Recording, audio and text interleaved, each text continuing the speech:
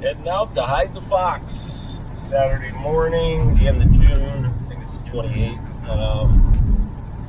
Fox hunt starts at 9. About a quarter after 8 right now. Putting it a little further out than I usually do.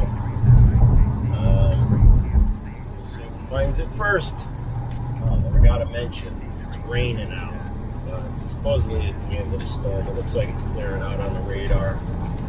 So hopefully it clears up by 9 or so.